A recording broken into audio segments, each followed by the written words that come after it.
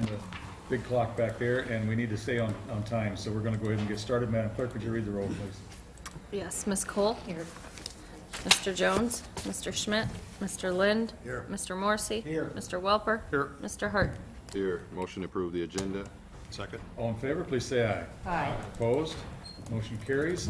We're here today to discuss, as it says, footing drains, CMOM, and fog. Our main contributors are going to be AECom, but I'm going to ask Mr. Walsh to give us a 30-second overview of some of the issues with EPA. Good afternoon, Jim Walsh, City Attorney. I just wanted to remind Council that this collection system report by AECom, while done at the request of the city, is from an outside agency. Until it's adopted by the city, it doesn't equal policy of the city. We're receiving a report asking questions today. We've been threatened with litigation by EPA and our state DNR. And because of that, we could have removed this entire session to a closed session, but in the interest of keeping as much information as possible public, I wanted to do it this way. And it is a serious public issue, so it's good that they can hear it. But when you're in a litigation environment, you have to be careful that your words aren't misconstrued as an admission or agreement to do anything in particular until after we found out what side everybody's on in this litigation. I think Mr. Bamsey's point of view and AECom today is going to be, this is what can be done to fix the system and improve it. And I just wanted to caution all of you that as you ask questions and as you talk to him, be aware there's litigation in the background. Thank you. Thank you, Jim. Bob, the floor is yours, please. Thank you. I have a couple of apologies to make. First of all, I'm going to be using a laser pointer, and I make no guarantee between Ron and Pat and Tom. And secondly, I'm going to go through this, but part of what we're doing is looking at where we're going forward. And I think it's important that you understand where we've been, so I'm going to go through some history of how we got to where we are. And so at the risk of that being a bit long-winded and potentially boring, heaven forbid, let's talk about that. But the Waterloo sewer system is the focus of today. And we have sewers in our system that were constructed prior to 1900 that are still part of our system. And I will tell you the Dry Run Creek Arch, the 12-foot arch pipe, was built in 1902, roughly between 1902 and 1904, at a cost of $13 a foot. $13 a foot. If we could get that contractor back, our problems would go away.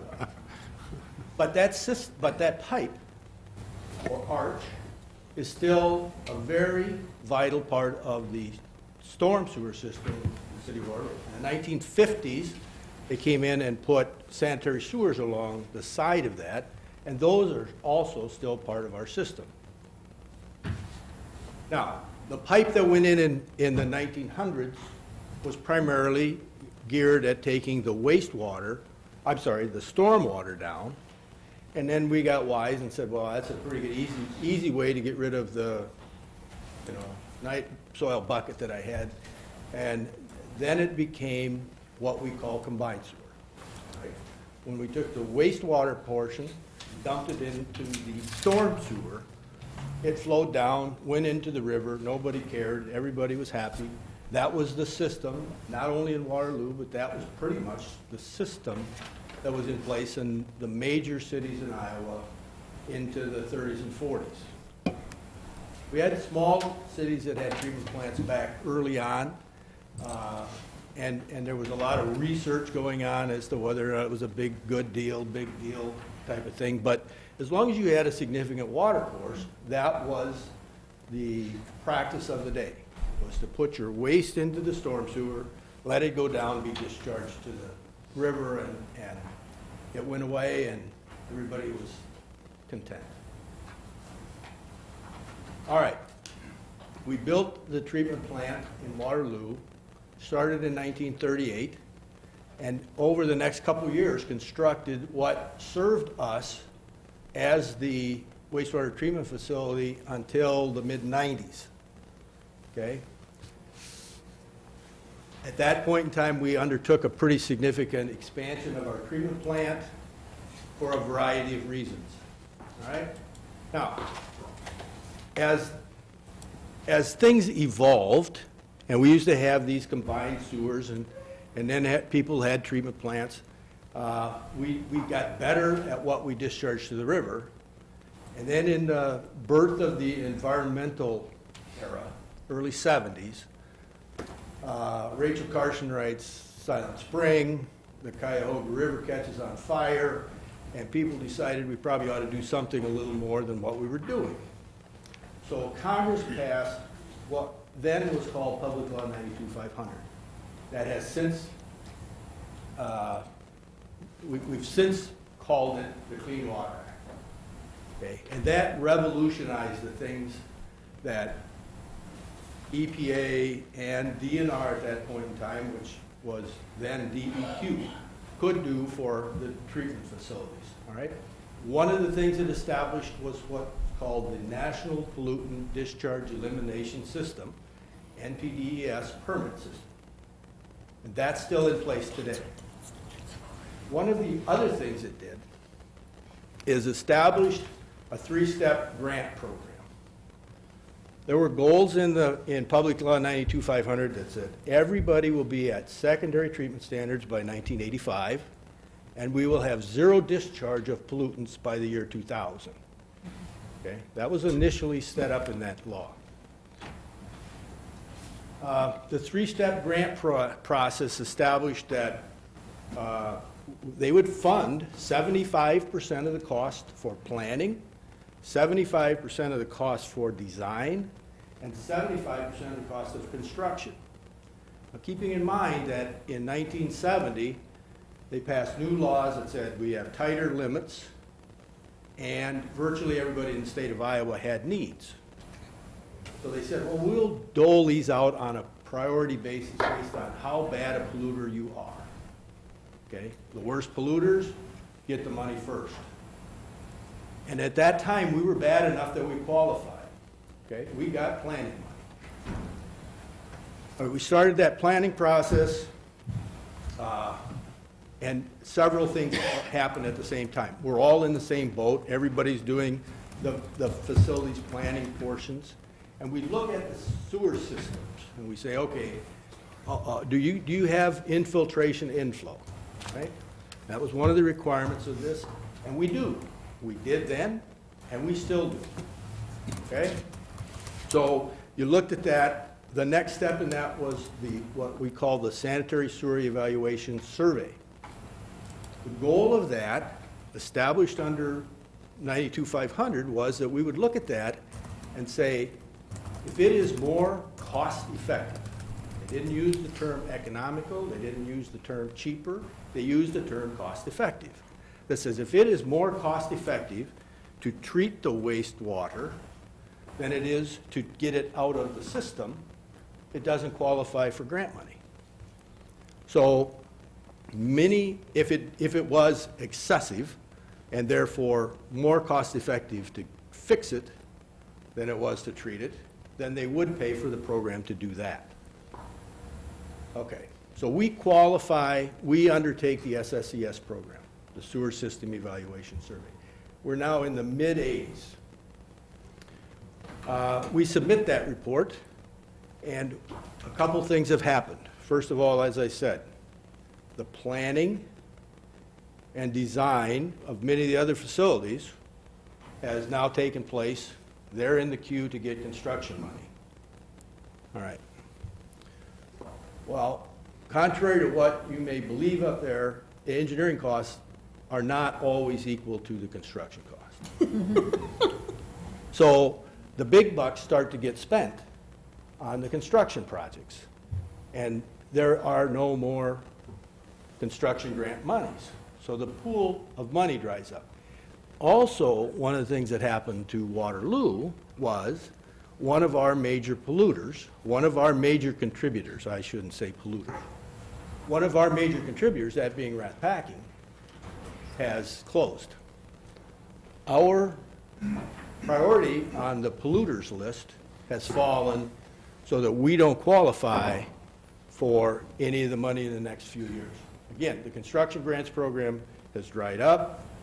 It's not looking like we're going to get it, even if it's out there. And so that's kind of the boat we were in the late 1980s. In that time frame, our treatment plant is still meeting the limits that we had in our discharge permit in those days, okay? It isn't as stringent as it is today, but we were generally in compliance, okay? All right, a couple things happened in Waterloo moving forward. We have IBP, we have the tannery first, then we have IBP. In the interest of economic development, we pursue both of those. And they are giving us loadings at the treatment facility that are putting us in violation. We started a program funded locally to start expanding the capability and capacity down there. Doing that with several years at about $1.5 million a year, where we built some additional clarifiers and some additional treatment capacity and that sort of thing.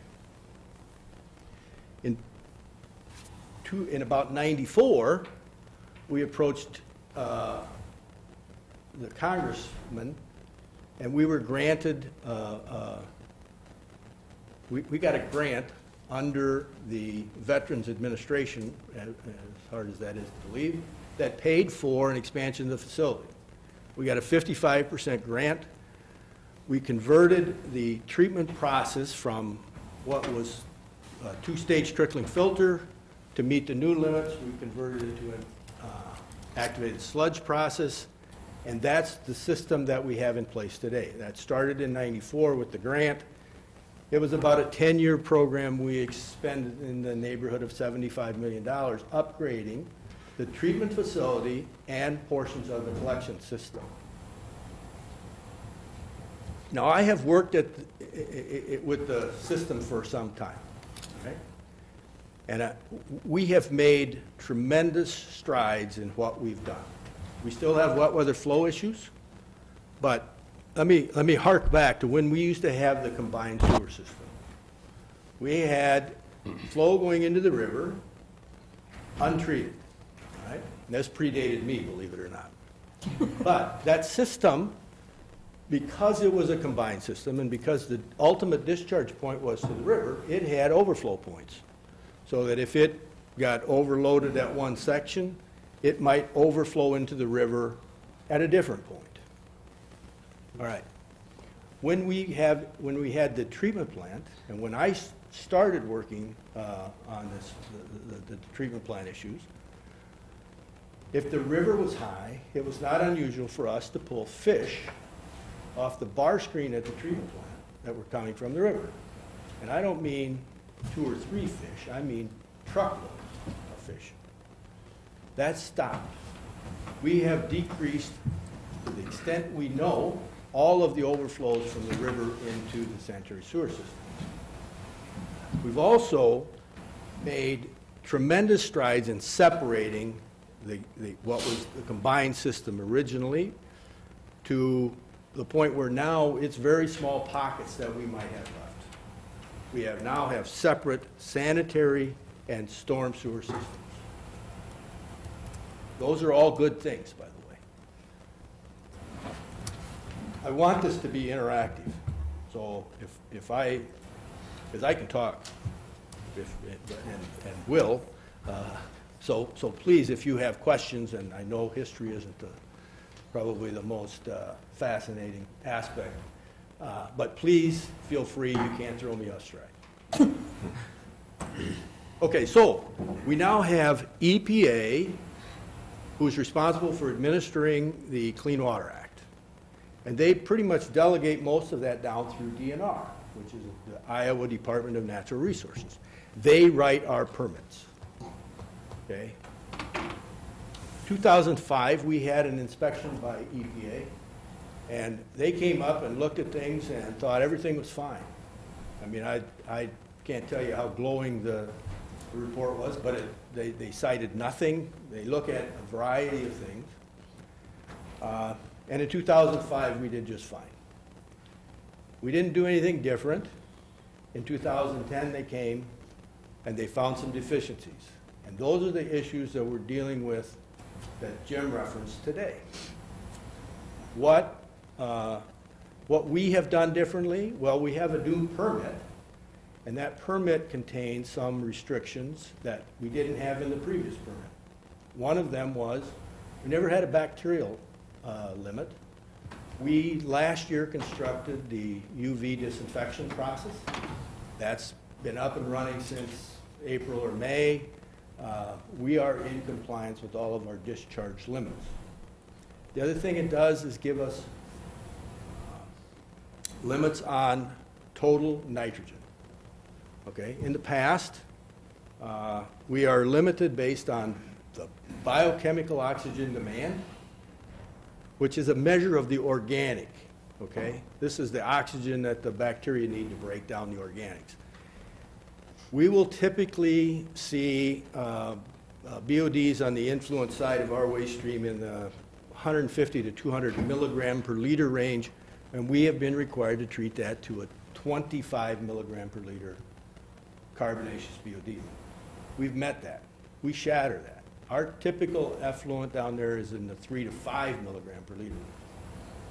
Those limits that DNR imposes on us are based on what they call the 7-day 10-year low flow. It's a low, low flow. In our case, 240 CFS. And you need not know all this stuff, by the way. You don't need to commit this to memory. But I will tell you that's a statistically derived number that says, you know, if the flow reaches this number, that river has the assimilative capacity to still handle that much organic loading. That becomes important to us as we proceed through this. But I want you to remember, we have met the permit limits for the discharge from the treatment facility. They came in 2010 and pretty much acknowledged that, said, okay, but we have some issues as it relates to the collection system.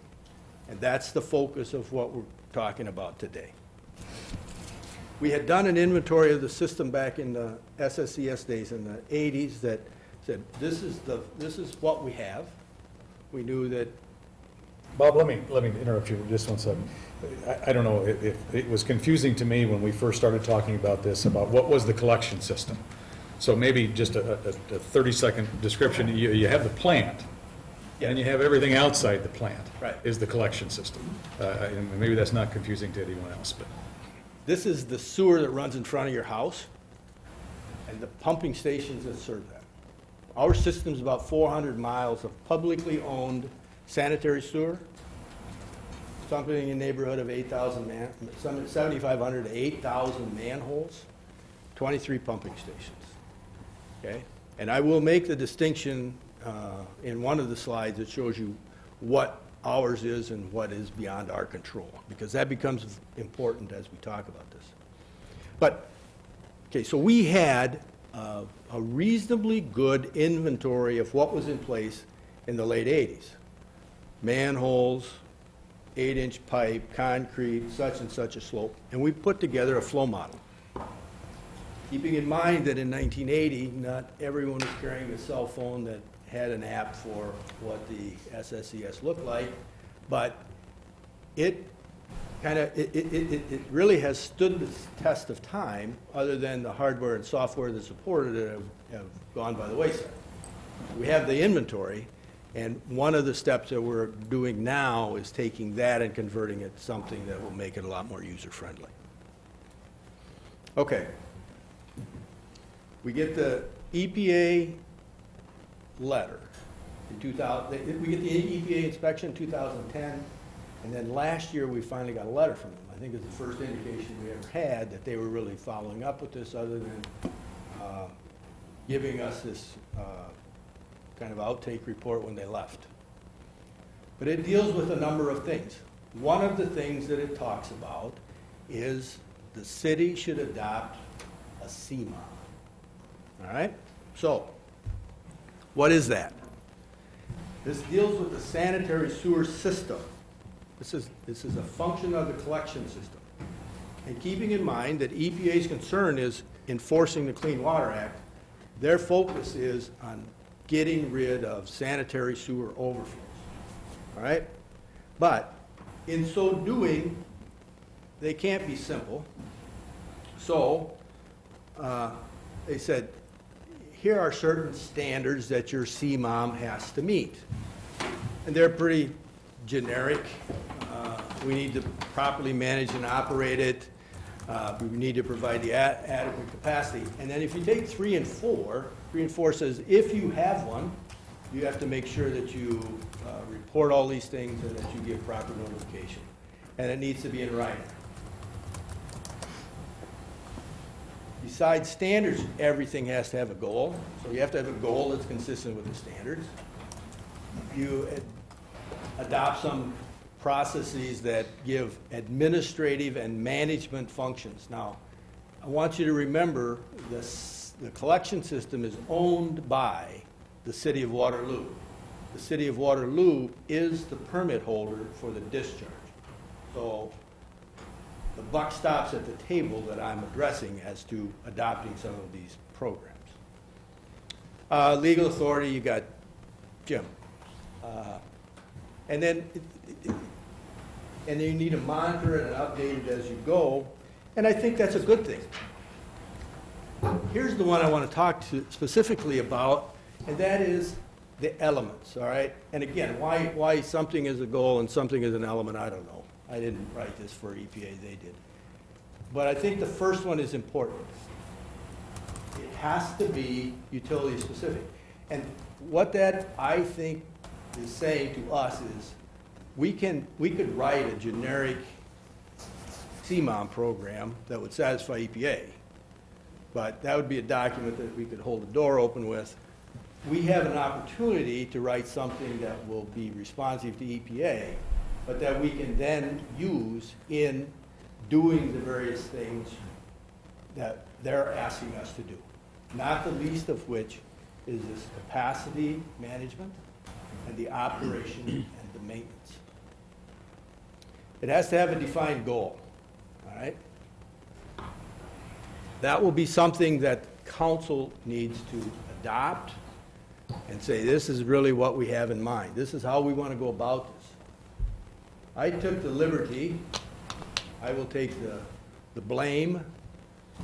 This is something I crafted and is not seen, I'm not sure anyone has seen this, but we need one. And it needs to be a document that the council says, yeah, this makes sense.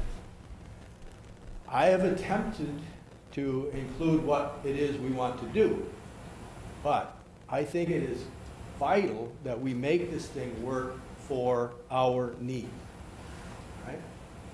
So I'm not going to ask you to all read it along with me, and I do have a handout of these things that I will distribute when we're all through it, so you can take it home and read it at your leisure, and many of you, I'm sure, will want to commit it to memory.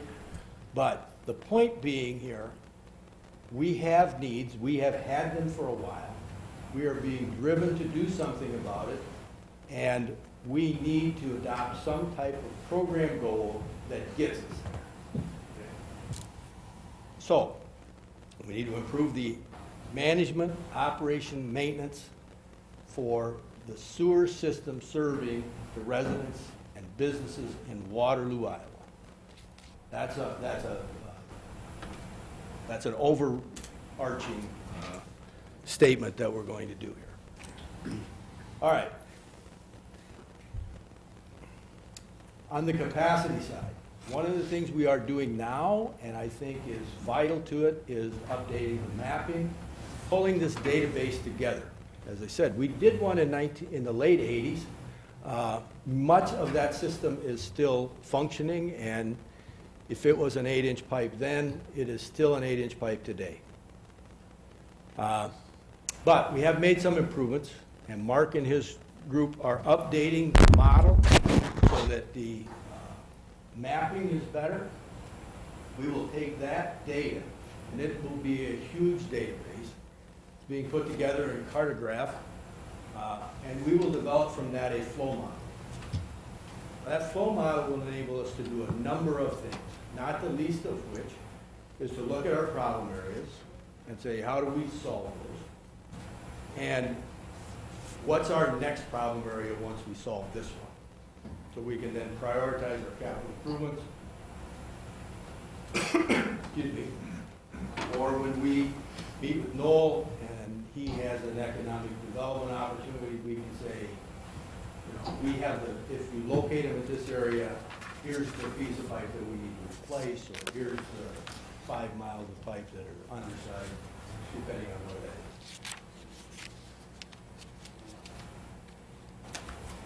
is. On the management side, this will enable Larry and his staff to anticipate better staffing and equipment needs, monitor the pre-treatment program. We have one today that does the significant industrial users. And again, it functions quite well, and it would be a part of the management part. I think the prioritizing the capital improvements and budgeting issues are very important.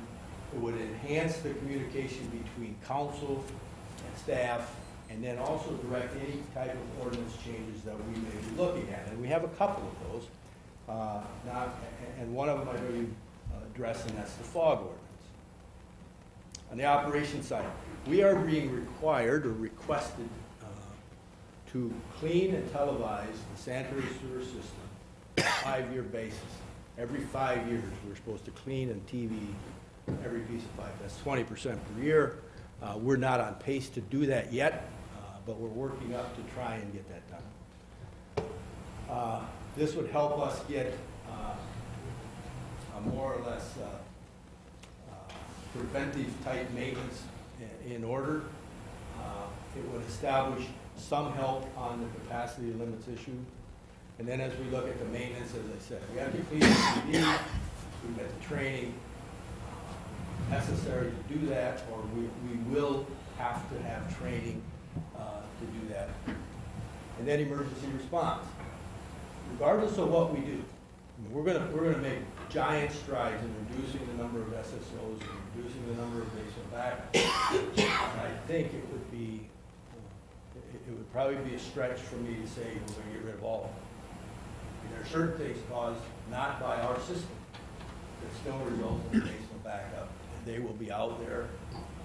We have an obligation, obviously, to provide some type of response. All right. Here's our sanitary sewer system. Give or take 400 miles of pipe, publicly owned pipe. That's the pipe that's in the public right-of-way. That's the pipe that Larry's sewer maintenance crew is responsible to clean and televise and make sure it keeps flowing. We have pipes that range from 6 inch in diameter to 60 inch in diameter, ranging from new to over 100 years old. Probably that just because it's new doesn't mean it's good. Just because it's 100 years old doesn't mean that it's necessarily bad. There tends to be a correlation. But part of that is a result of the improved technology. Okay? I once heard someone describe a pipe as a hole with something wrapped around it. And we've got new things to wrap around, okay? We've got a lot more plastic that's available today. It enables us to put pipe in the ground with a lot fewer joints, which is a source of leakage. The plastic tends to have a much better flow capacity than do the previous clay and concrete that we used to use. We have 23 pump stations, soon going to 24. Approximately 26,500 sewer connections. About 26,500 customers, if you would. That's the people that get the bills. And not lost in this slide is that last item. Based on those 26,500 customers, there's about 300 miles of sanitary sewer service pipe that's beyond our control. We're not responsible for that, and we don't take ownership of that. We are responsible basically for the mains, and it's the city's policy that between the main and the building, that is the property owner's responsibility. All right. A sanitary sewer. In an ideal world, I use that term because there are very few of them that would meet this criteria. In an ideal world, the flow in sanitary sewer should be limited to the wastewater generated by the user.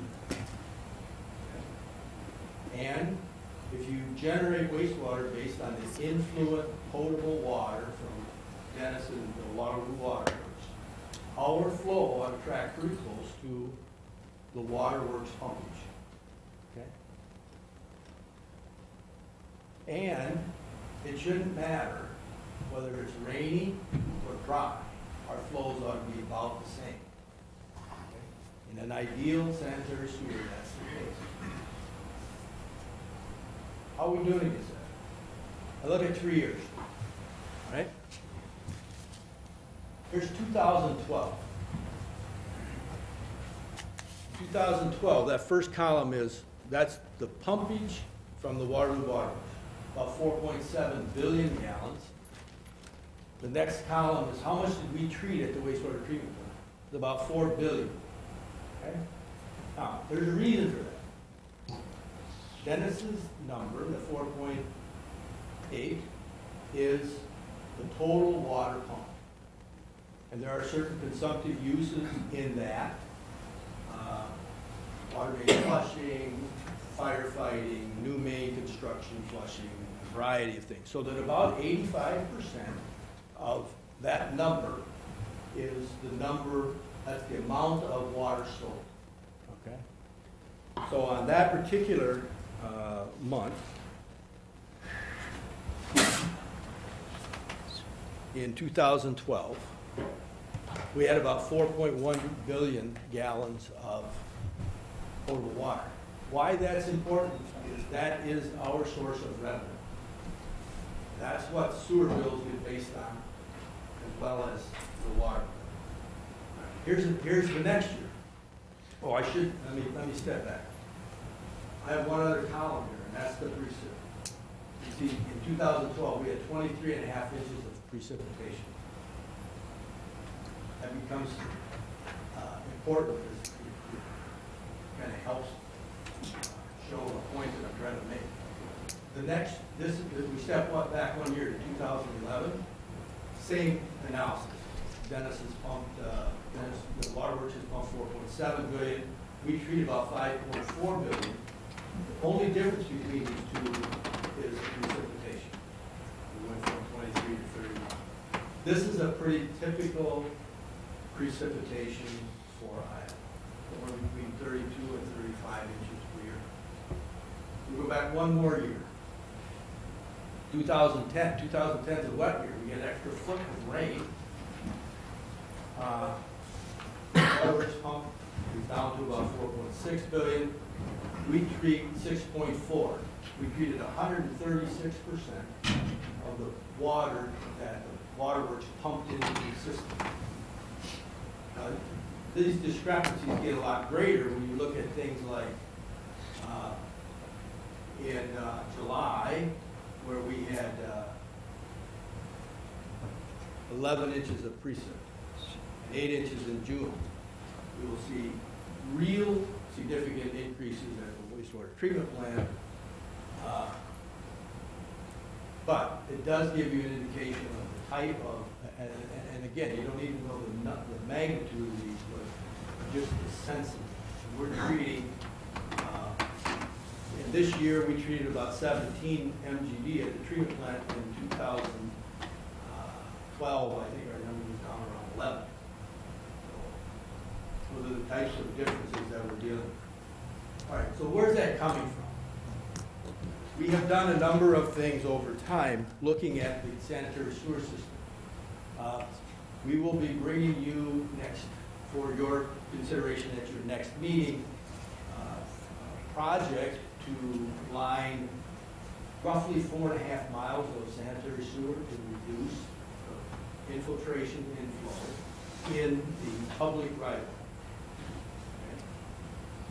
Roughly $1 million project that will be coming to you, and we're targeting 2 specific areas, and that's service area 15 and service area 16, which I will explain in a few minutes. But those are our wettest areas. That's where we have most of our SSOs, that's where we have and have had traditionally the most wet sewer problems in the system. WEF is a national organization of treatment plants, engineers and such. Pretty renowned group, been around a long time. And I ran across this quote and thought it was pretty much appropriate for where we are. Because what we find is we can fix everything in the public right. We can fix every leak in the public right. And we would still have SSO. Our system, yes, we have an obligation to fix what we have in the public right. But we can't limit ourselves to fixing what's in the public right of way if we're going to solve our problem. All right.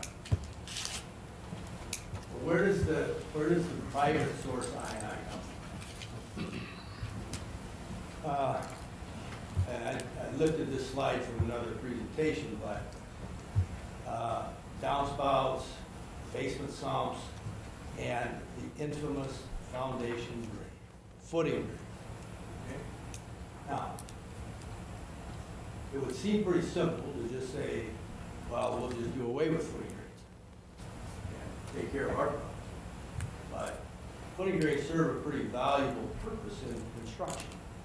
They let the groundwater flow away from the basement wall.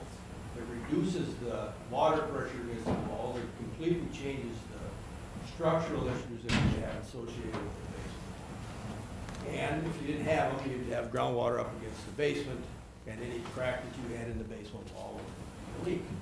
So they serve a valuable function. We can't do away with them in the construction.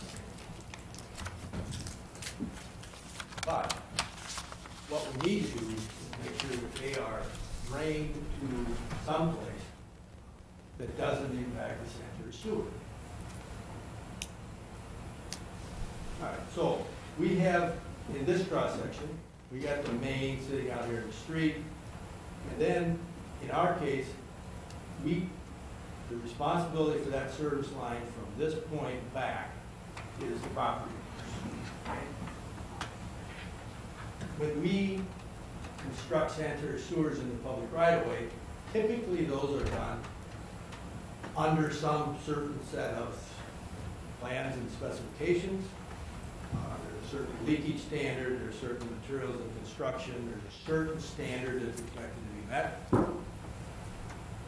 And maybe not so much currently, but previously, once it got from that point to build that back, it didn't always necessarily have that same set of things.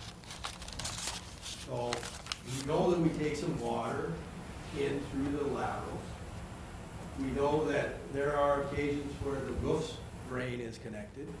In the smoke testing that we have done, we've identified most of those, and I think eliminated most of them. That's a pretty simple fix. You cap this off, you seal that, you put a meter on the gutter, put a splash block on, and get it 6 feet away from the house. What we haven't solved is this, the footing. Okay? Now again, those are important to the construction. It used to be that if you got your home financed through the VA or FMHA, it was required that you had a footing.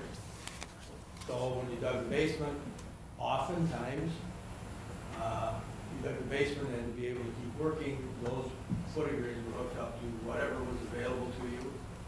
And oftentimes that was the sanitary sewer. It's typically the deepest pipe in the system. And it was readily available. So we have connections that are made to the sanitary sewer. And that is a major source of the inflow that we have in the sanitary sewer system. That's a major contributor to the difference between the flows in 2012 and the flows in 2010. And to our peak flows as we go down the system. All right. So, when we look at our system, we get about 26,500 connections, and try and anticipate 5 different types of footing drain issues that we have. We've estimated that about 10% of the structures that we have do not have footing drains. And if you have a building on a slab, chances are you don't. So we've got those. Then we have what we call type 1s. Type 1s are when you have footing drains around your home, they go to a sump, or they are discharged to something other than the sanitary sewer. Okay. In other words, from our perspective, those are not problems. If it goes someplace other than the sanitary sewer, from EPA's perspective, that's it. And that doesn't increase our flows. And then we've identified types 2, 3, and 4. Type 2 connection is one that we assume was plumbed to a sump, and that sump pump, rather than being discharged to someplace that doesn't affect the sanitary sewer, is actually plumbed into the sanitary sewer. Okay? That's a pretty simple fix. But we need to go find them, and we need to start implementing something to make this. The type 4s, that's a little bit, that's a step beyond that. It says, okay, I have footing drains that go around my house, but they tie into the basement floor drain. That's the sump for the footing drains. And there is no pump. It ties into the footing drains and then flows down through the service line into the sanitary sewer. And then the type 5s. The type 5s are going to be, number one, very hard to find, but those would be types that you might have the footing drain around your house. Rather than tie it into the plumbing inside, it connects to the sanitary sewer service downstream of anything that you can find, or independently connects to the sanitary sewer. Questions about those types? Okay. So, if you look at this, and if we are correct, we have 26,500 now. About 60% of those we think are potentially contributors of footing drain flow to the sanitary sewer system. Now, I will also tell you that it really varies with where you are in the city of Waterloo. The topography and the soil conditions make a significant difference in the types of footing drain flows that you have. On the north side, on the east side of Waterloo, the soil conditions are much sandier. We don't have the same level of footing drain flows that we do in a comparable construction on substance. It's got clay, so you tend to get more footing drain flows from the south side of the river.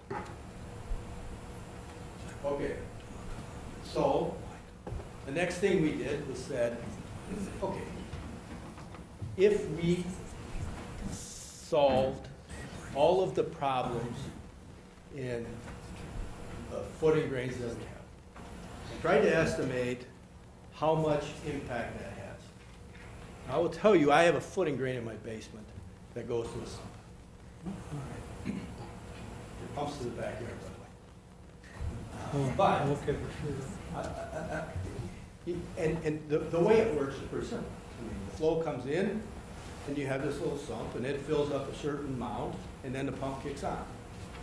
So, and mine really varies with the time of the year. So in the spring, and the snow melt and some rains, mine will run quite often. But gets to August and the groundwater's down, it may be running once or twice a week.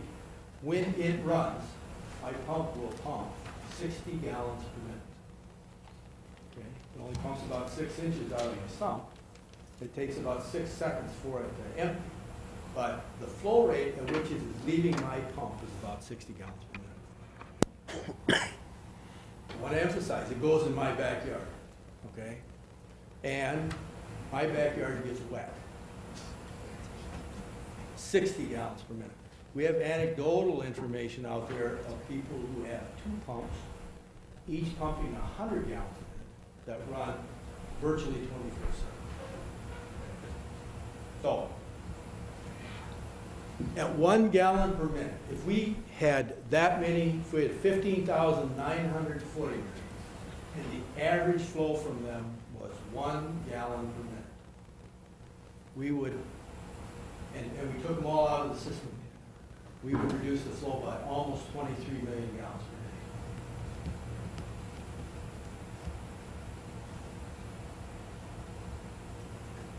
Okay, so how do we do this? I mean, therein lies the issue. We are not unique. The city of Waterloo is only one of many that are dealing with a very similar problem. We're only one of many who is dealing with EPA. But, as I said, we want to make our program work for us. So, how do other communities do it? There are those who just said, Mr. Property Owner, don't worry about it. We're going to put this in and we'll pay for the whole thing. There are those who said, Mr. Property Owner, you need to disconnect. You're on your own. There are those who collected off of sewer fees. There are those who collected off of special assessment fees. There are those who established loan programs that said, we'll loan you the money, you pay it back to us over a 5 to 7 year period at X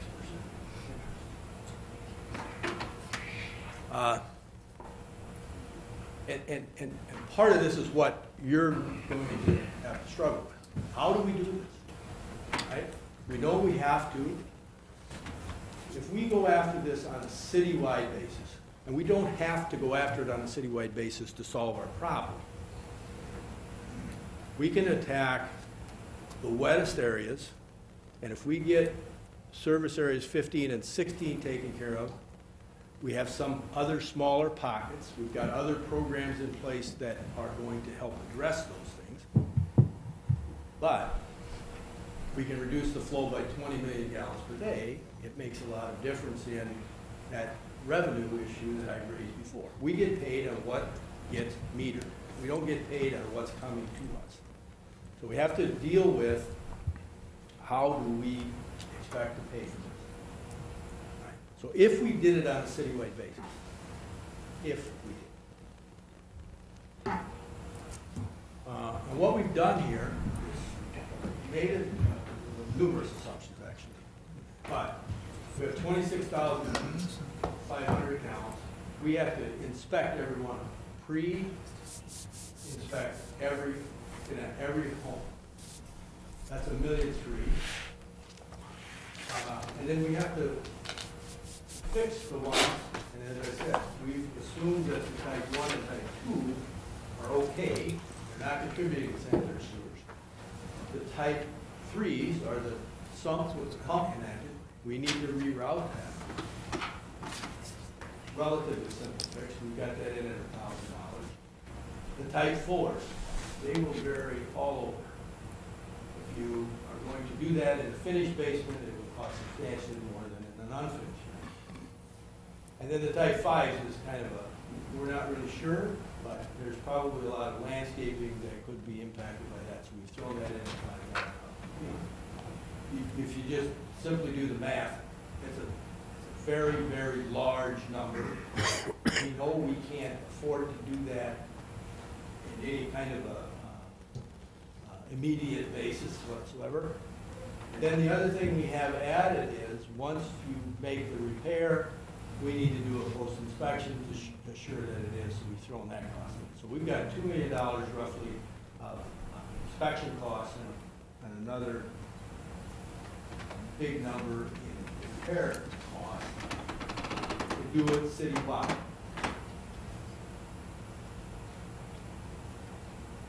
There are those programs in place that said, yes, we have to do it, the city will pay a portion. All of those things, we know we have to refine this data and bring it to you. We need to prioritize and do service area 15 and 16 first. And I know this is a bit small, maybe in scale, but these are our two wettest areas. And this is the Garden Avenue, Amesboro, Downing area. This area is what contributes to the Hacker Road pumping station, which then pumps it and goes down to the cattle. This is a major SSO in EPA's view. We have several of them in service area 16. One of the things that we're doing as part of the CMOM, besides the mapping and the data collection, is the FOG program. And I will tell you that that's going to relate to the capacity. If we plug the pipe with grease, or half plug the pipe with grease, we don't have the same capacity we do if it's a full-flowing pipe. That's an engineering principle that I know is difficult to grasp, but the point here is, all of these things that we're doing with the FOG ordinance, the extraneous flow ordinance, or program, or whatever we do with that, are directed at increasing the capacity of the system. The process of establishing a flow model to say, what is the capacity of the system, and how do we fix it? And then as we're targeting service areas 15 and 16, those are our wettest areas. If we solve those problems, we're taking care of about 80% of our SSOs. Others are pale in comparison to the ones that we have. Bob, what happens if we just say we can't afford to fix any of this, we're just going to leave it like it is? What happens? I would leave that to Jim. I suspect we don't undertake a program because the EPA is going to. Would you answer that, Jim, please? I mean, I want it to be perfectly clear. This is not our decision to do this. Well, EPA will want the equivalent of a consent order of some kind, either through DNR or through the court system, that will specify exactly what we have to do to come into compliance. The argument with EPA and DNR, of course, is we're doing it anyway. Why do we need a court order? Why do we need? We're not waiting for them. We're doing it anyway. But the method and how long we have to do it are very much still in controversy, and we need to do it in a way that people with the economic wherewithal of our typical citizen can afford to pay for it. Because we need to face it, one way or another, the homeowner and or ratepayer is paying for this. Well, we don't go sell our boats to put in new sewers for people. It just doesn't happen here if you had a boat. So what happens is this has to be paid for by ratepayers or homeowners, one way or the other. So we need to recognize what the average income is in Waterloo, Iowa, and EPA will let you do that, and pace ourselves according to what's affordable. And as Bob just said, we need to start with the problem areas. Wherever the biggest bang for the buck is, that's where we need to start. Because we could probably get within Clean Water Act compliance by handling just a couple areas of the city and then slowly working our way out of the worst areas over the next couple of decades, frankly. You still didn't answer my question, though. What happens if we don't do it? If you don't do it, you get an order that says you have to do it. And if you don't follow the order, then they take bank accounts and get injunctions against elected officials and appointed officials who aren't doing what they're supposed to do. It's not voluntary. I guess where I'm going with this, they're going to fine us. They're going to fine us probably more than it's going to cost. They're going to try and system. fine us. They keep this standstill agreement in place that allows them to go back to the flood of 2008. When, if you took an aerial picture of the county, everything's underwater. I'd love to see them show where the bypass is. You couldn't see it. Everything's being bypassed. So I don't know if they can effectively get a fine or not. We're doing everything we can. Put in everything in that they want before they can actually get a fine on the record. They are trying as hard as they can to hurry up and come up with some fine so they can say we did something wrong. Dubuque, they fined $500,000. For Clean Water Act violations recently. So, and this is money much like that one we just did. It was in the paper the other day, where we have one arm of our government fining us finding another arm of government, taking taxpayers' money from this group of taxpayers and giving it to this group of taxpayers. Doesn't make any sense to me, but there you go. So it's not voluntary. I think I'm gonna, I do have a handout. It has these, it has something for you to take home. So what's left to do, Bob? I mean, a good presentation. I hope people are more clear about where we are, but what are the steps? What's the next step? What's left to do? We need to continue several things. First of all, we need to continue to solve the problems on the public right-of-way side. But we have to get serious about how do we address this issue. I think until we start addressing the footing drains, we will continue to not only have SSOs, but I think that will go a long way in resolving our regulatory issues. Adopt the program that says, yep, we're going to go do this, this is how we're going to do it. And the issue there really is how we pay. We can't magically say, you know, we've got 15,900 counts to fix, and by the end of this week have them fixed. And we don't have enough plumbers probably not in the state of Iowa that can take care of that problem for us. We have to adopt what's reasonable for us. Go back to that cost effectiveness analysis that we did before. What can we afford to do? And is it going to be citywide? As I said, we don't need it citywide to solve the problem. But how are we going to pay for it? Is it going to be ratepayers? Is it going to be special assessments? There is a program out there on a couple of them that say, okay, look, where you have that sanitary sewer main, the city will pay for a backflow preventer, all right? So that sewage from the main will never back into that house. But any water that's generated on the upstream side of that backflow preventer during the time that main is plugged or surcharged is going in the basement. So if your footing drains are hooked up, you're going to flood yourself. Now, that seems like a pretty simple approach. I'm going to put something in that just stops the flow. Thank you very much. Not my problem. But anything behind that, you can't use your plumbing. And if we had enough of those in place, chances are we'd never have that backflow preventer kick on. You know, if we solved everybody's footing drain problem, we wouldn't have the point where that pipe surcharge is the point of backing up. But that's an indirect way of passing right back to home. Council, questions? Bob, the citizens that may be watching this presentation of yours or possibly reading the Courier tomorrow, can they go to their basement and tell whether they're 1, 2, 3, 4, or 5 type of drain systems? What can they look for?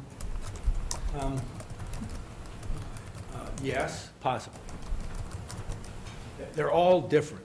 If you go down in your basement, if you don't have a sump pump in your basement, okay, if you have a basement number 1, chances are you're not a number 1.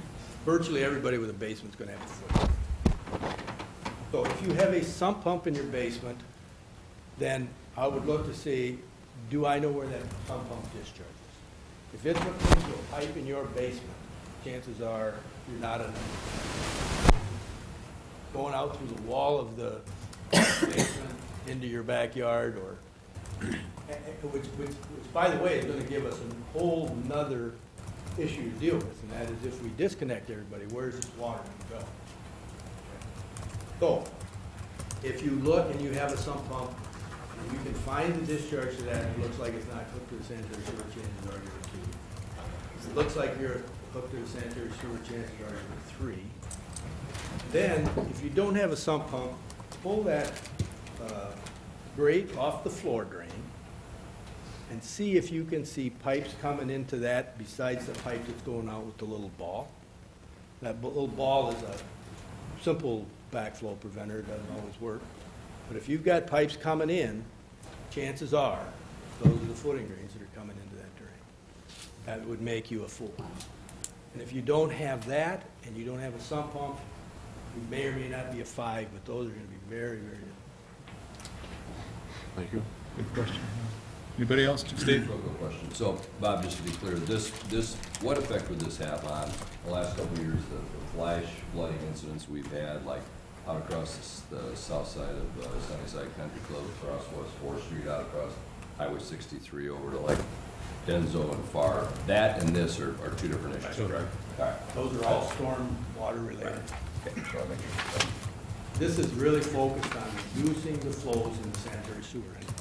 As I said, that in an ideal system, what the Waterloo Waterworks pumps, if we could target that and say, you know, I never would have a bigger flow than what they pump, we do. Anyone else? Bob, thank you. Very comprehensive, good update as to where we are today. Thank you very much. A lot of work to do yet. Keep moving. Okay, we have another meeting that we're just going to wrap into this, so we don't need to adjourn. Give Bob and Doug a couple minutes to gather their stuff, and we're going to go to our budget presentation by Michelle.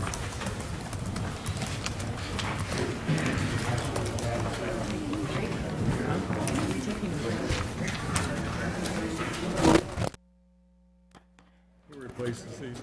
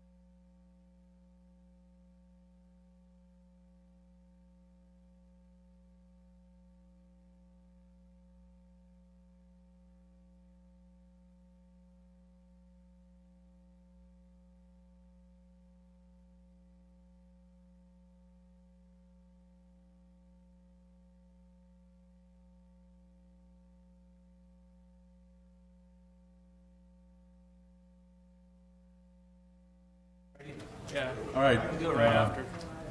Everybody ready?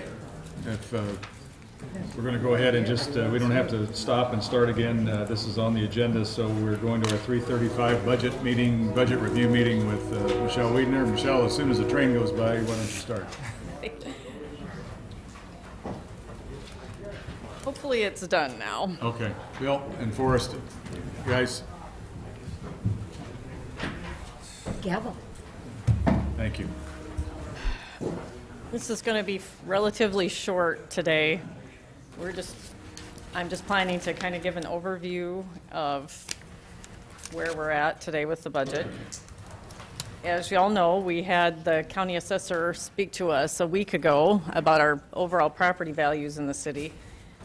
Unfortunately, for this budget year, it's not necessarily good news for the city of Waterloo. Our total assessed valuation had a decrease of about 3.27% for going into this budget year, and that's in assessed value, so not taxable. So the assessor's office is revaluing certain properties. And our residential took a very big hit with a reduction of an average of 4% for the total category. We also have several other things going on this year. I think you heard us talk quite a bit about the PAB court cases, PAB settlements and court cases a year ago. Some of those are beginning to come through. There are a few large ones that are still undetermined today, but we've had some reductions in property value due to those PAB board settlements and also other cases going to district court. That's the second factor. The third factor is the property tax reform that was passed by the state legislature last year. You're probably all familiar with at least portions of it. There's a new law this year that will provide a commercial rollback, a commercial and industrial property rollback of 5%, meaning those properties which were taxed at 100% in previous years will only be taxed at 95% this year. The good news, that's the bad news. The good news piece of that is that the state says they are going to provide replacement funding for that, and they will provide it for this year. They will provide it next year and supposedly the year after that, and it will be capped at whatever amount we're eligible for in that third year. So assuming that the state continues to fund it, that will be replaced until the legislature changes their mind, I guess. There are a couple of other pieces involved with that.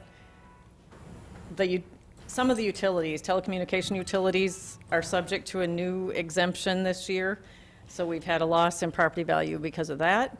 We will also begin to see reductions in property value for a new category that's termed multi-residential. We do not have any estimates of the value that's impacted by that new multi-residential class today. I am certain that a chunk of ours has already been converted to residential because we've already had a number of properties convert to condominiums or cooperatives. And that's important to them because then they're taxed at a residential rate and they're subject to the 54% residential rollback instead of the 95% commercial rollback. That law change doesn't actually start until next year, and it will be phased in over a number of years. But that tells us, looking ahead, we will continue probably to see some reductions in our total assessed value. So going into this budget, we're looking at having a smaller base to draw our property taxes from. And I think one interesting thing to note is over the last 6 years, because of changes made by the state to that rollback factor, residential properties are being forced to pick up 20% more of the property tax pie than commercial and industrial properties.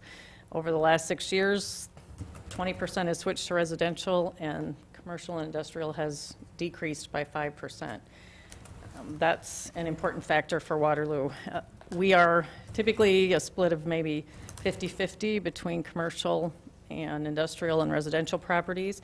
Some of our smaller communities surrounding us do not have as much commercial, so they don't quite have as much impact from that law change.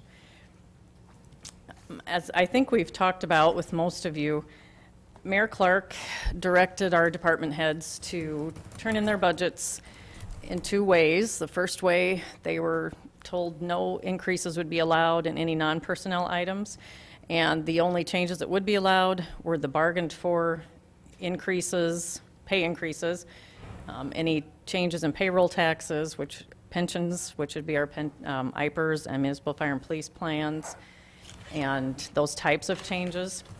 So, and our department heads did a good job. They were also allowed to turn in additional requests if there were things they felt they really needed to operate their departments. So I have two versions to talk about today.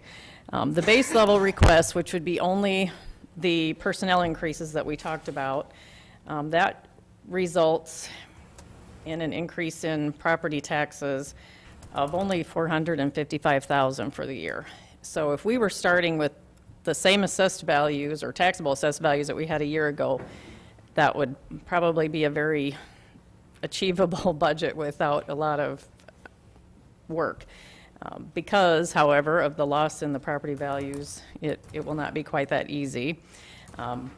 If we assume that every home in Waterloo, and I did do a sample and tried to pick homes in all areas of the city, I only found one that was a 3.5% reduction. Most of them were more. Most of them were in the 5% range. So if I feel like using the assessor's 4% reduction is probably a reasonable assumption, knowing that there will be some homes that are going to be above that, some homes are going to be lower than that. But if we assume the average is a 4% reduction, to fund that base level request would require a 4.41% increase in residential property taxes to a homeowner. If we add in the additional requests, which were only $653,000, was all the additional requests, and that is not only non-personnel items, there are a couple of new position requests included in there as well. If we again assume that we have a 4% reduction in our residential values, then that would take a 6.02% increase in residential property taxes to fund that. And I should have said, to go along with that, at the base level, that would be an increase of 0.64% for commercial and industrial. If we fund all the increases, then that would be a 1.86% increase for commercial and industrial.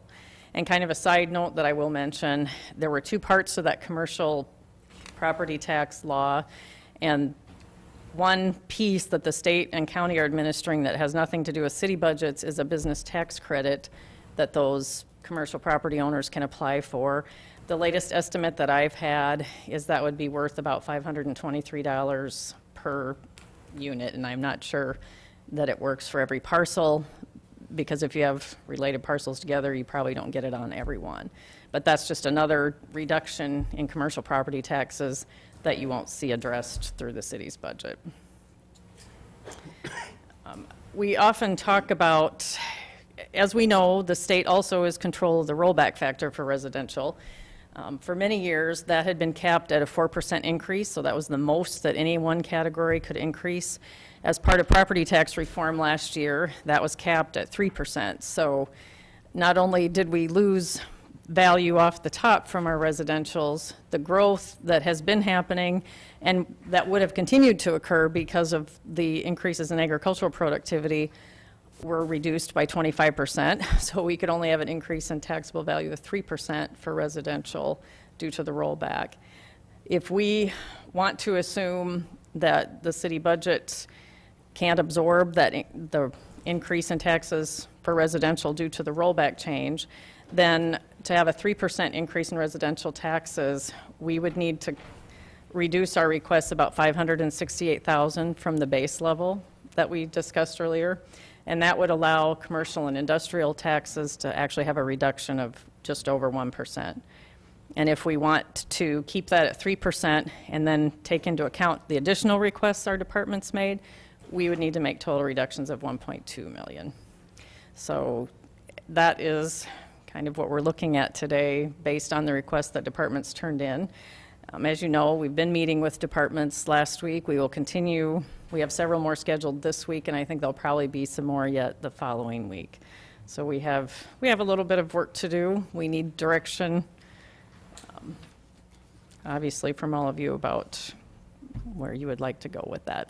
And I do have a handout that kind of shows you those sample tax rates. That's all I really formally prepared for today. Carolyn? Last year, we had a 0% increase for residential, correct? That's correct. All right. What was it the year before that? Uh-oh, I'm going to You flunk this remember? quiz. I I'm sorry, I don't remember. I guess- Maybe someone else does. It was 2 something? I'm- Okay, so I'm just trying to figure if we go with a 3%, the 3-year average is, and we do talk about a 3-year average all the time, what would that be? You'd probably still be sitting at 1.5%, 2% over the 3 years in property taxes. For residential? Yeah, for residential. Commercial industrial would have a reduction for all of those years. And I would say, or add, Carolyn, obviously this is, as you all know, other than Tom and Pat, maybe we always do this first shot across the bow, and we haven't looked at the individual departments, we haven't started making any fallbacks or whatever. It is my suggestion that we do not use any fund balance this year to help balance our budget, so that, unless I'm directed otherwise, will be off the table. Tom? Michelle, with that gas and electric franchise fee, apples to apples, how big a tax increase would have that have been? I really can't tell you, well, I don't know if I have that with me. I can get that for you. The revenue that we budgeted for that was about $2 million. I just don't remember off the top of my head what that would have required in property taxes had we absorbed it all as property taxes a year ago. But I'll get it to you. Thank you. I think I should have reviewed last year's budget before today, but I didn't do that. You do have a handout though, Michelle, you'll give out. I do, but it's just a simple one-pager of the rates and the increases that we talked about today. Yeah. Are there any I'll other get questions the right now others. at all? We will, I hesitate to start having, well, I don't know, we'll talk about it. I'll see how you guys feel about start having work sessions regarding the budget. Now that we've got these numbers, we can certainly do that. We haven't talked to some of the biggest department heads or departments yet, but we can do that. So we'll obviously have much more conversations about this. But gives you an indication as to where we are today. Anybody, any further questions for Michelle at this point? Second. All in favor? Opposed? We're adjourned. Thank you.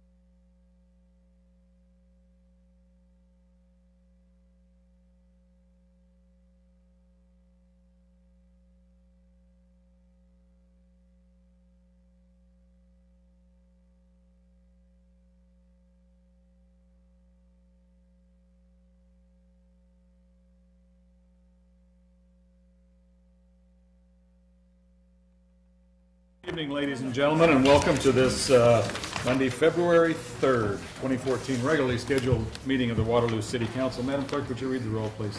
Yes, Ms. Cole? Here. Mr. Jones? Here. Mr. Schmidt? Here. Mr. Lind? Here. Mr. Morrissey? Here. Mr. Welper? Here. Mr. Hart? Here. Very good, thank you, Madam Clerk. If all of you would please join me in standing for just a moment of silent reflection and prayer.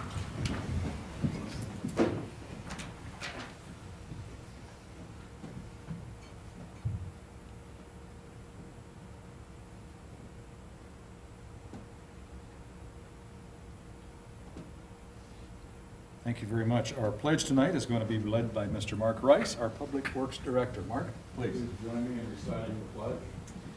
I pledge allegiance to the flag of the United States of America and to the republic for which it stands, one nation, under God, indivisible, with liberty and justice for all. Thank you very much. You may be seated. Mr. Mayor, Mr. Hart. I'd like to make a motion to approve the agenda as proposed. Also, with the approval of the agenda, I move that we approve the minutes from January 27th. Second. Council, do you have any comments or questions regarding the agenda or the minutes? All in favor, please say aye. Aye. Opposed? Motion carries. Dick Olson. Dick, are you here with us tonight? Come on up.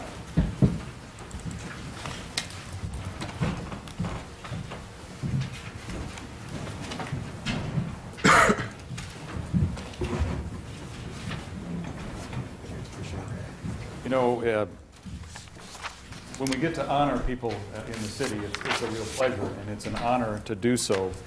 We have a lot of folks that spend a lot of time with the city, and Dick is one of those folks that have now been with us, it was in January, for 30 years. And for folks to stick around in one place to work that long is an accomplishment, and it's a particular accomplishment sometimes when you stay in the city of Waterloo for 30 years. You have a couple of challenges there.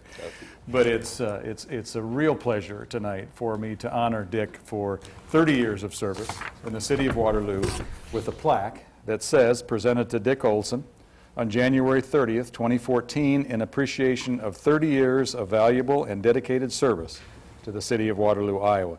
Dick, I hope you accept this, and I hope you do so with a sense of accomplishment and pride, and we are very honored that you have been with us, and we hope that you're here for a while to come. But this is certainly a milestone that we all want to celebrate with you. So thank you very much. There you go.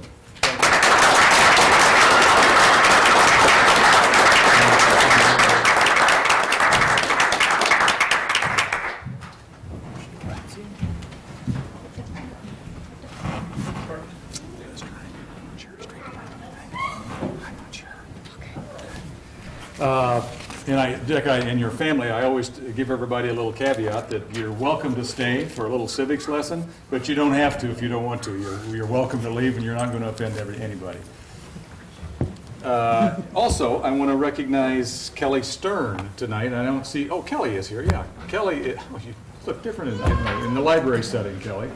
Stand up, please, would you? Kelly is our February team member of the month from the library, and Kelly has done some wonderful things there. I was honored enough to go to kind of celebrate her award last week with her over at the library, and you've done some great things with the youth program over there, and the write-up just says that you always have a smile on your face. You always come to work wanting to help people, and particularly our kids, and our library is an incredibly important part of our city services. So thank you for doing what you do, and congratulations on being our February team member of the month. Kelly Stark.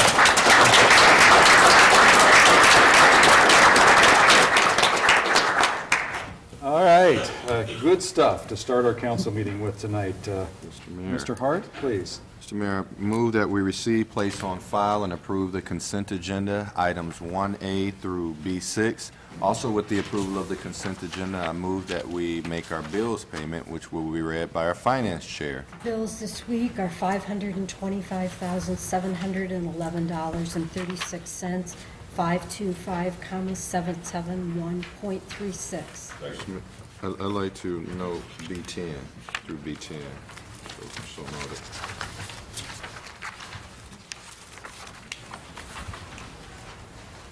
Okay, there's a motion and a second on the consent agenda. Council, do you have questions or comments regarding the consent agenda? Roll call vote, please, Madam Clerk. Ms. Cole? Yes. Mr. Jones? Yes. Mr. Schmidt? I would vote yes on everything, except I need to abstain on a payment of $403 to Schmidt Telecom Partnership on behalf of the city. Thank you. Mr. Lund? Yes. Mr. Morrissey? Yes. Mr. Welper? Yes. Mr. Hart? Yes. Very good. Thank you, Council. We have, I know, a couple, or at least I think a couple of people that are being appointed with new appointments to one of our boards and commissions tonight. I know Ed Addison is here, who is going to be starting on our Historic Preservation Commission. Ed, just stand up or raise your hand or something there, please. And Alaire George. Alaire, are you? There you are. Okay.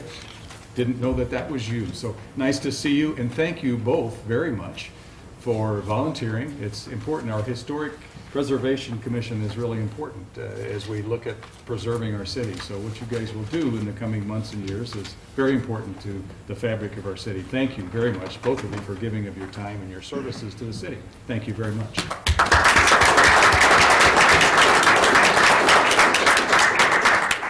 and Scott Weenan. Scott is not here tonight, but Scott is a new appointment to our Waterworks Board. So Scott, thank you very much. Item number 2, please. Mr. Schmidt. Item number 2, I'd like to make that motion to receive and file proof of publication of notice of public hearing, and that's a request of the City of Waterloo to rezone 12 acres of land from R4RP Planned Residence District and 110 acres of land from A1 Agricultural District to BP Business Park District located at the southeast corner of Highway 20 and Amesboro Avenue. Second. All in favor, please say aye. Aye. Opposed? Motion carries and the hearing is now open. Madam Clerk, are there any written objections on file? There were none. Is there anyone in the audience that would like to speak either for or against rezoning this property? The second time? Mr. Mayor, I'd like to make a motion to close the hearing and receive the recommendation of approval of the Planning, Programming, and Zoning Commission. Council, do you have any questions? All in favor, please say aye. Aye. Opposed? Motion carries. Mr. Mayor, I'd like to make a motion to receive, file, consider, and pass for the first time an ordinance amending ordinance number 5079 as amended, City of Waterloo zoning ordinance by amending the official zoning map referred to in section 10-4-4, approving a rezone on certain property. Second. Madam Clerk, it's a roll call vote, please. Mr. Jones? Yes. Mr. Schmidt? Yes. Mr. Lind? Yes. Mr. Morrissey? Yes. Mr. Welper? Yes. Mr. Hart? Yes. Ms. Cole? Yes. Very good, the motion carries. Mr. Mayor, I make a motion to suspend the rules. Second. Madam Clerk? Mr. Schmidt? Yes. Mr. Lind? Yes. Mr. Morrissey? Yes. Mr. Welper? Yes. Mr. Hart? Yes. Ms. Cole? Yes. Mr. Jones? Yes. Thank you. Motion carries. Mr. Mayor, I make a motion to consider and pass for the second and third times and adopt the ordinance. Second. Very good, Madam Clerk, that also is a roll call vote. Mr. Lind? Yes. Mr. Morrissey? Mr. Welper? Yes. Mr. Hart? Yes. Ms. Cole? Yes. Mr. Jones? Mr. Schmidt? Yes. Thank you. Motion carries. Let's do the resolutions, please. First 3, 4, and 5. Mr. Hart?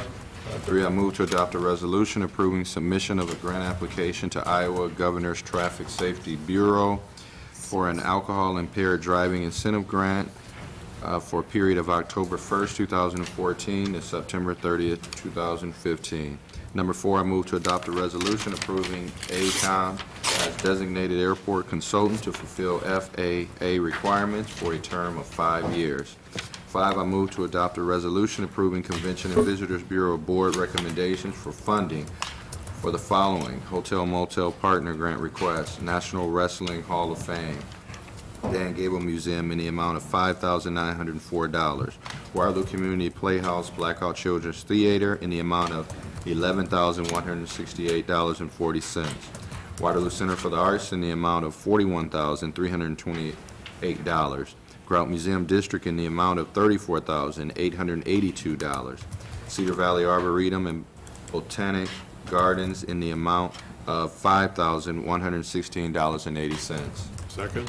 Council, do you have questions or comments regarding 3, 4, 5? Madam Clerk, please. Mr. Morrissey? Yes. Mr. Welper? Yes. Mr. Hart? Yes. Ms. Cole? Yes. Mr. Jones? Yes. Mr. Schmidt? Yes. Mr. Lind? Yes. Thank you. Motion's carried. Next 3, please.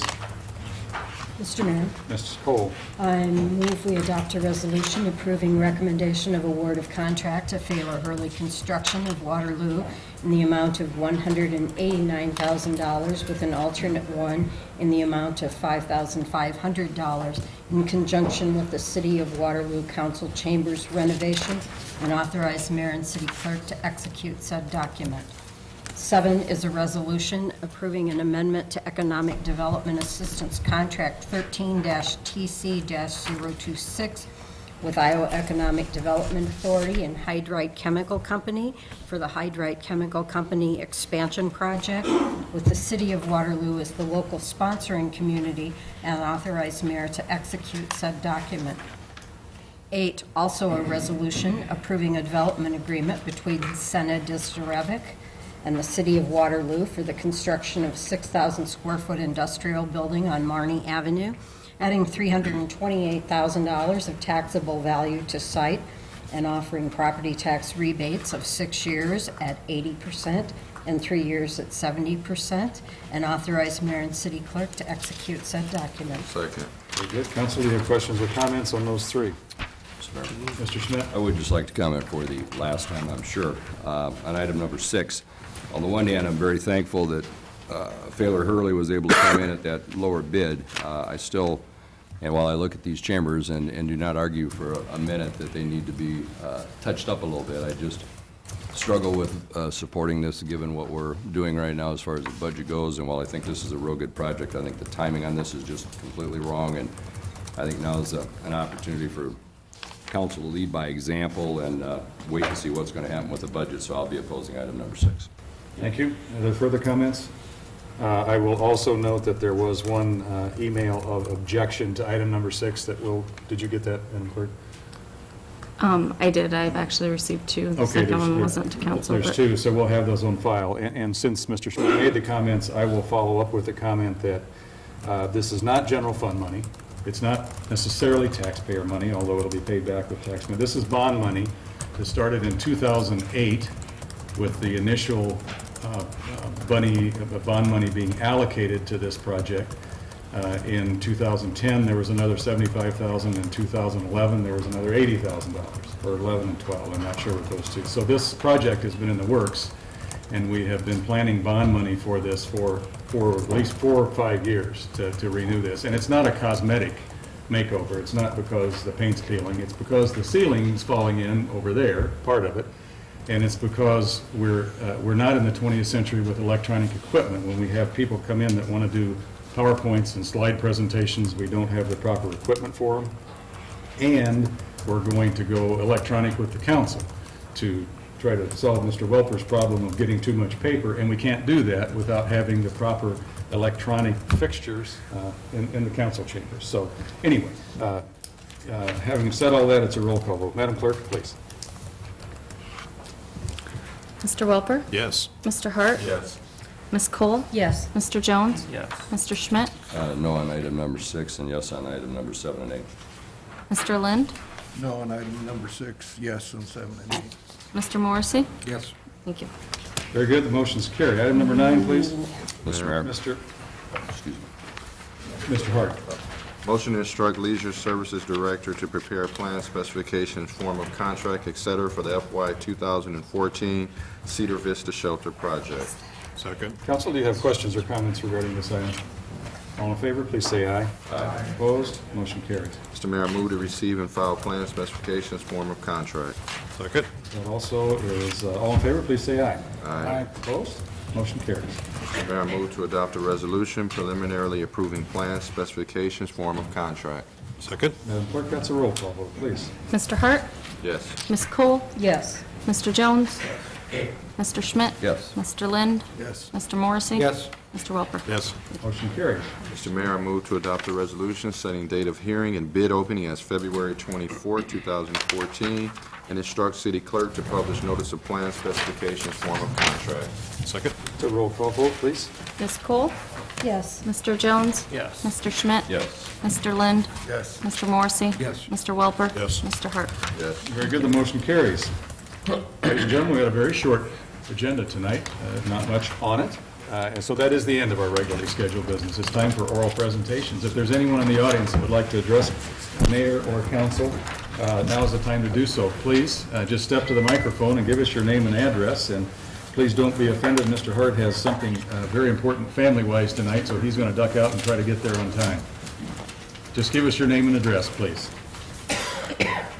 And limit your comments to 3 minutes, please, if you would. Certainly can do that, your son. Thank you. Sir.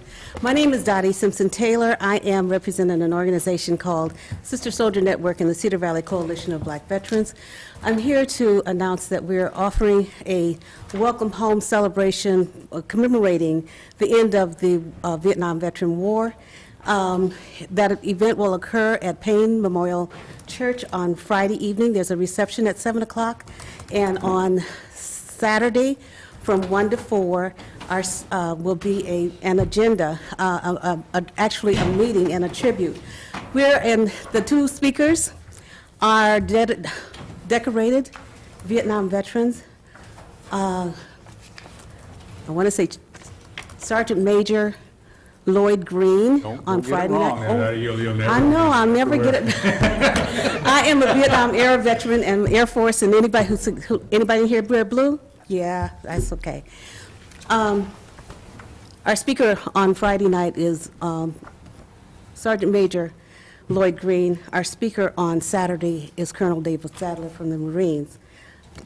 Sergeant Green is Army, and it's a public meeting, and we're just inviting people to come and say welcome home to veterans, and we thank you for this opportunity. Thank you very much. Dottie, thank you very much. This is just a great tribute that you're doing.